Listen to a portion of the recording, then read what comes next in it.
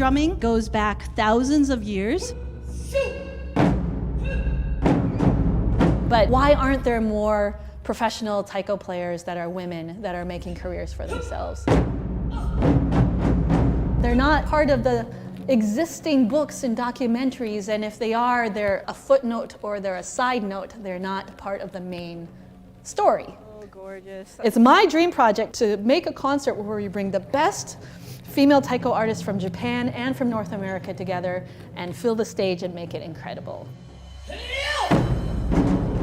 Put women center stage. 太鼓は男っていう分かれてて、それでまあ女性だったっていうところが一番まあ悔しいというか。こういうふうに人のつながりを作っていくことなんだなって思ってやってきたし、なんか太鼓はこう私にこう家族を作ってくれたっていうね。Hey, we're really doing this. Yeah. So now it's gonna happen. I was like, so happy you're here. You train, and you get this incredible experience. But this experience is forged in suffering.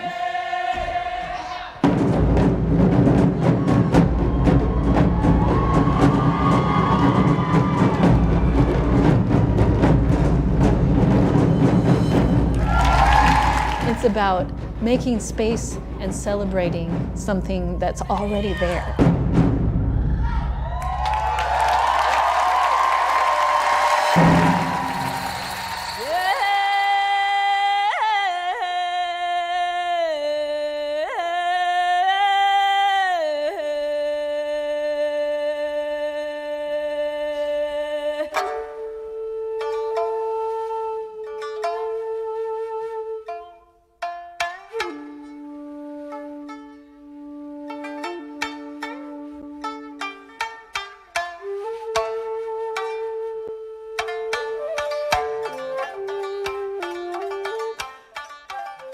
I kind of want to start the conversation by how you all got together. I mean, this was Jennifer's, I won't almost say baby, but kind of like spring of an idea, right? And so, how did you all meet? How did you all connect? And how did it become this amazing film? Well, I first got the idea from Tiffany Tamarabuchi for the project, and Tiffany and Megan had worked together for decades, and they were cooking up this dream for many, many, many years.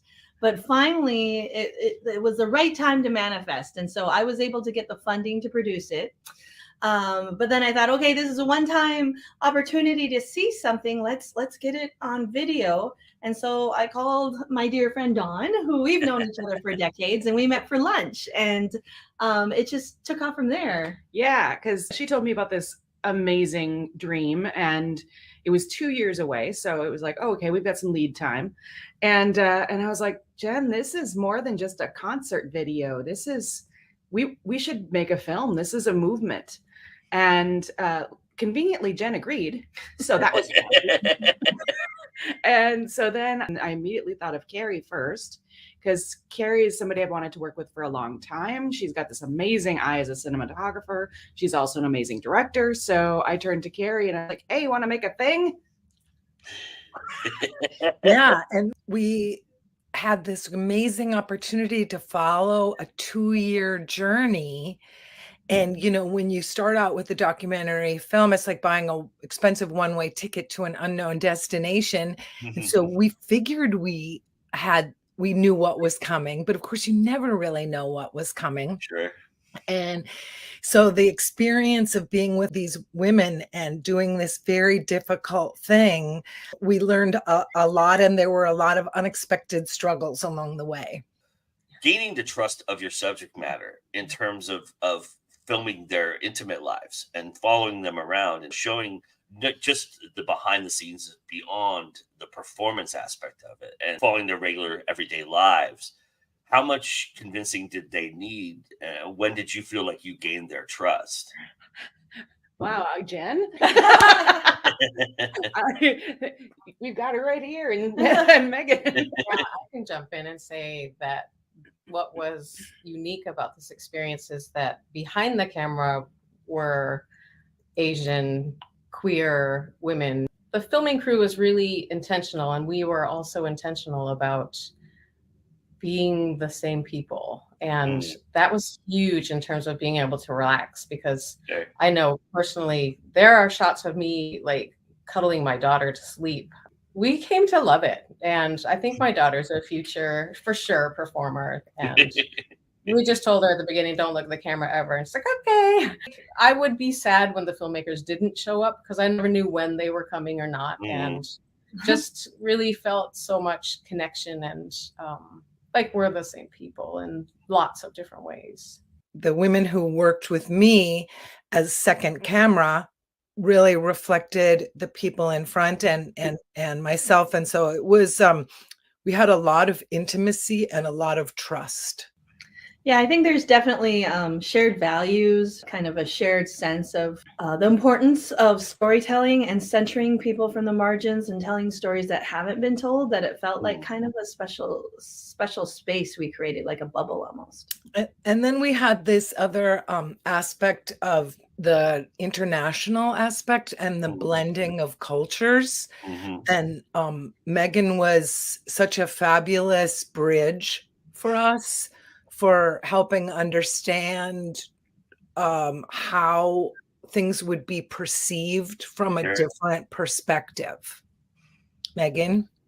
Yes, I don't feel that we blended. I felt like we crashed. And so then like the waves were crashing against the bridge the whole time. But what a great adventure kind of to go into together. And I mean, it was super messy and not easy. And like Keri was saying, we had unexpected challenges. The time is approaching and nobody has enough practice time. How are we going to hold this together? I think that's what makes the film so real. Here, you have a setup, you have a stage. As far as the performance goes and the staging goes and putting that together, first off, the sound is super important in this film, obviously. I mean, it's all about beating a drum and capturing that essence and capturing what that really means inside of a person, right? So getting that and then trying to frame it all into a film frame and all that. Talk a little bit about the challenges that you faced and what you looked at and how you were able to I would imagine the stage was wired for optimal opportunity, maybe not, I don't know, but yes-ish. Yeah. I think that every time you make something, you have this fantasy of next time we're going to, slightly differently.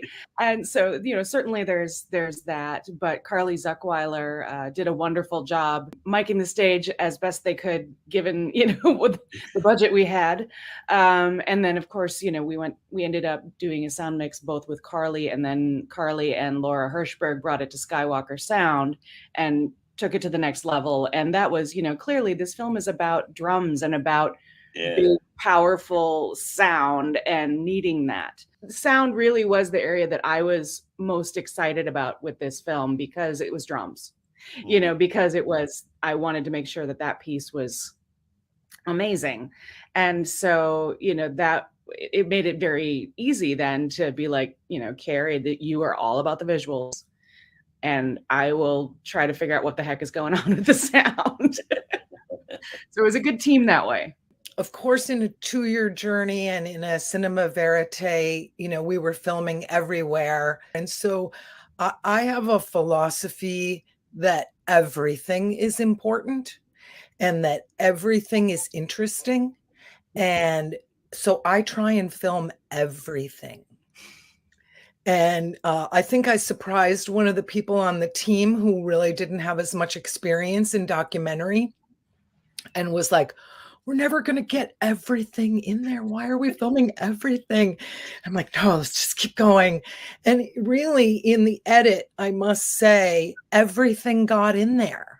Yeah. If not the whole scene from a rehearsal, or, the way that Jen organized the residency with that eye of a director And I think she really knew some of the emotional components that would be very important to this story. And so without even really telling us, this is why I'm doing this, I believe that intuitively she knew that these emotional stories needed to be included, to know that that emotional component had to be there.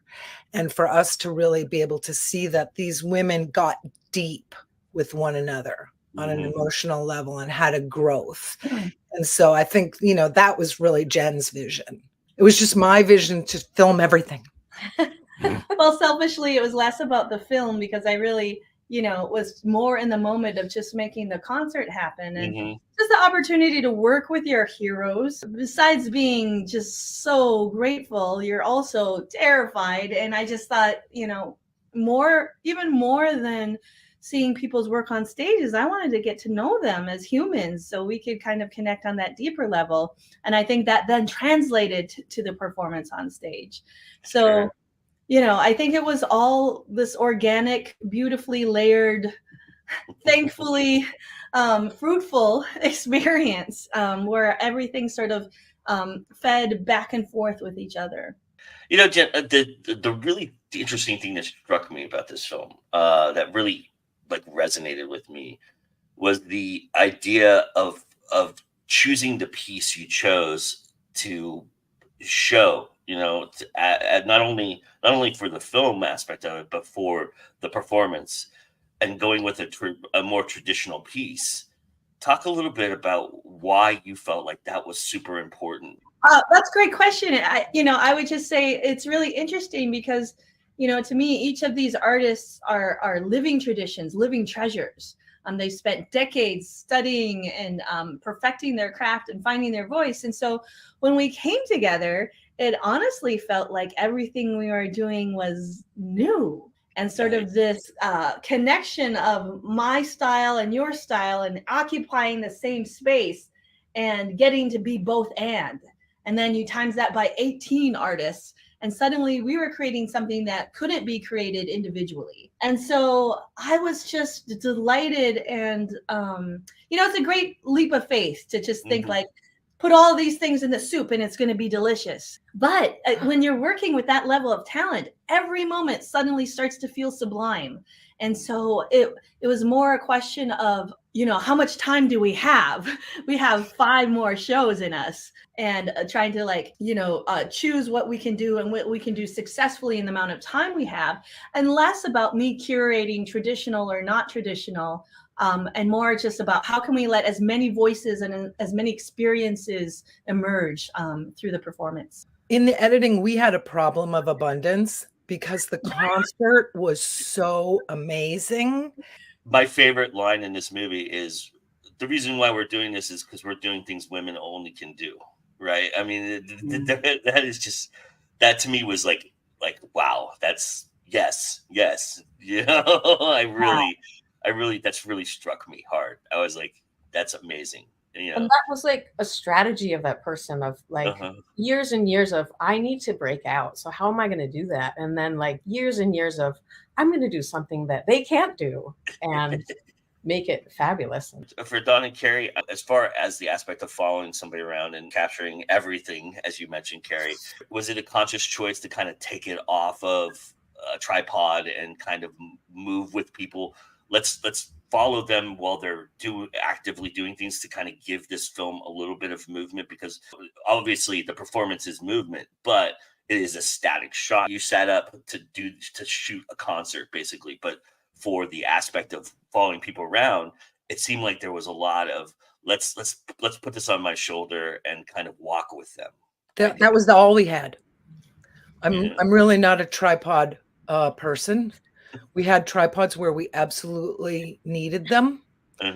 And otherwise everything was moving and changing, and you cannot be running around with a tripod. Right. It just doesn't work. I mean, I would have loved a steady cam.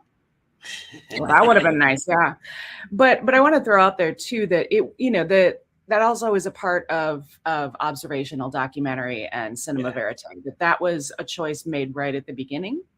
For me, that was a choice of having worked on Minnesota Mean actually prior to this, and falling in love with all the scenes that I thought were B-roll. I thought all that was cover video, all the stuff behind the scenes. I was like, well, you know, how the interviews will tie it all together. And realizing that I was taking out all the interviews of that film because I just wanted those moments where the team was really being themselves and really like that was where the story was. And so when Jen and I are first talking about this, I'm like, I want to do that with this, but that's it. Like, I don't want to interview anybody. And, you know, so you immediately take the tripod out of the interview and then, you know, it becomes organically a part of the feel of it, that it's like, I want the audience to feel like they are a part of this community, that they're in it with these performers. And tripod is just this artifice of control. I don't know. It's a very artificial thing, right? Yeah, and putting yourself in a box, basically. Right. Yeah. And so, you know, this is an organic piece. And so we're going to carry the cameras around and it's just on our bodies. And if you've ever seen Keri shoot, that camera is like literally on her belly. She has this amazing spot where she shoots. It's a part of her body. I gotta also say that in terms of tripod, like we had pictures of videos of videographers. And so we have like our own personal footage of Keri holding it in her spot on an industrial dolly with another world-class cinematographer wheeling her through, taking footage of us practicing. I was like, that's brilliant. Taiko drumming goes back thousands of years in Japanese history and culture. Taiko became a wonderful path to express yourself if you're an Asian American. I'm a Korean adoptee, raised in North Dakota. I don't have a claim to Taiko.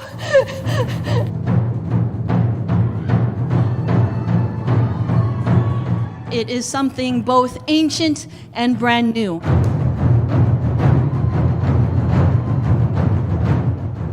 My name is Megan Chao Smith, and I am a guest artist tonight. And my wife.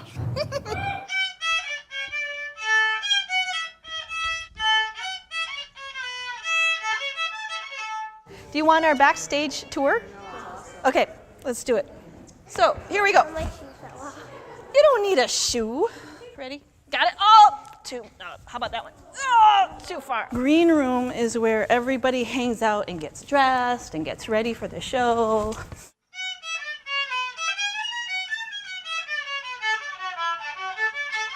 One, two, seven. Away! Your way to get your professional taiko chops and cred is to go to Japan and study. I had the great fortune to live, train, and tour with a professional group in Japan. After a show, because no one would ever compliment, they only criticize. And so we'd go, good job. Good job. Traditionally, only men were allowed to play taiko. They have these contests in Japan. If you win this contest, then you are launched. We climbed up there, we did our thing that we'd been practicing, and we left the stage with great respect so that the 27 Japanese men after us could compete. And they announced the grand champion as Tiffany Tamaribuchi-san from America. Tiffany ended up building her own career and taking that career around the world.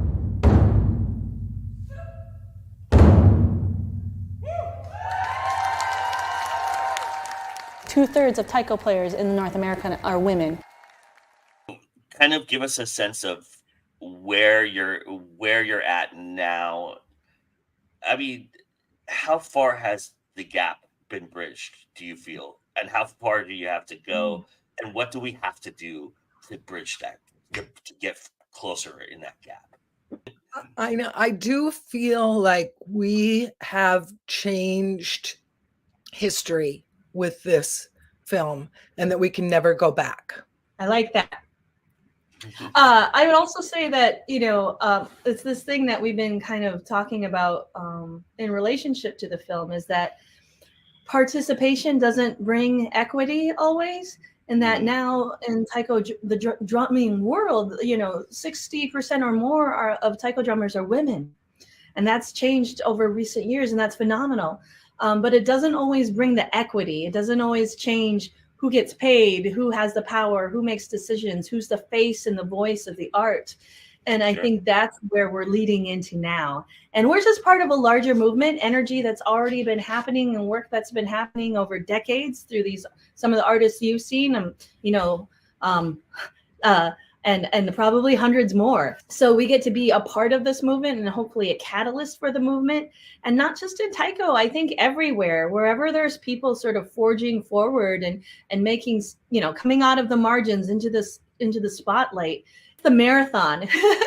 and every victory or every shift feels so wonderful. And you're just so grateful to see it happen and to be able to witness and be a part of it. But it's the long fight. And as soon as I feel like, all right, we made it, that would be amazing. But then I'm just like, and what about all the other people along the sidelines that I want to bring forward too now? It's just sort of like the responsibility never ends.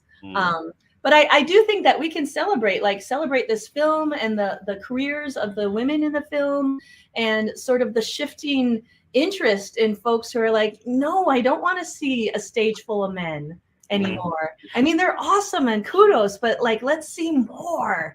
And then that appetite and that sort of expectation shifts the whole industry, shifts the whole field. And I think, that's just sort of the model that I think everyone is working on in their sort of corners of their life all over the world. And frankly, we're doing this interview right now from a hotel room in Chicago where the four of us, Keri went home early, yesterday, but where we spoke to over, 2,000 women who are leaders in the corporate sphere. And they got it, right? Like, that's their life too. And so that's also what this film is about, right? Is that this happens wherever you have women, marginalized communities in spaces that were not designed for them, but also benefit from their presence profoundly and need their voices in leadership and up front. I want to know from each of you, what did this film and this experience give you that forever changed you, that you'll take with you forever? Well, I'll jump in because I've never co-directed before, and I come from a still photography background. And so I love documentary because I don't know what's coming. I don't know what's happening. It's a challenge on so many levels. And then you come to the edit and you have another problem of abundance. And, you have to really dig deep and decide, what is the essence of what is happening here? What is the essence of what was discovered? What is the essence of what we learned? And then trying to put that together in an entertaining way. I think most people don't realize that, a film like this is a 4-year journey, because it was 2 years of filming and 2 years of editing. And I think people don't ever realize how much is considered over and over and over in the crafting of the story. And so I would say it's just how important it is for us to understand each other's lives and to connect on a human level and to learn from one another. And if I write a script and then film my script, I feel like for me, there's no discovery there, even though of course there's discovery and exploration and artistic creativity for scripted filmmakers. But I'm saying for me, for my passion, I'm just really interested in people who are working to right a wrong and showing how much one person can make a difference. And that's not going to happen if I put all my preconceived ideas into a beautiful script and then bring a whole lot of people together and create an artificial environment to fulfill my vision. That's just not me. This is my first film that I didn't produce. And so I have learned how much better we are and how much stronger we are together. And I'll bounce off that and say that I have worked with other directors in the co-directing situation, and worked with sort of larger teams, but not really big teams. I've never been in like a big team situation. But I will say that what I learned from the makeup of our team and how important it is to bring the top underrepresented creators to the table, and the passion that results from that decision, the importance of the team seeing themselves on the screen and seeing their stories reflected by those in front of the camera, and how it changes the quality of the work. Frankly, everybody's much more invested when the story is theirs, and our entire team, that story was our story too. And so I don't think I can ever go back to a situation where that investment isn't there from everybody. Nice. And I think I would say one of the biggest things that continues to challenge me, that has challenged me throughout, is it's not simple or easy or obvious to suddenly jump from the margins into the center stage. It's very unsettling. And so this film has given me and the opportunity to stay in center and be able to speak and bring the reality of real struggle. And it takes years to transform out of being off to the margins. And so it's a wonderful opportunity to continue to have that courage and keep telling the story, showing the art. For me, it was just such a wonderful experience to be a part of something that isn't fleeting, because I've spent my life in performance art, and it's so visceral and it's organic, it's of the moment, and then it's gone. Right? So it's so fleeting and effervescent, and it just lives in your mind.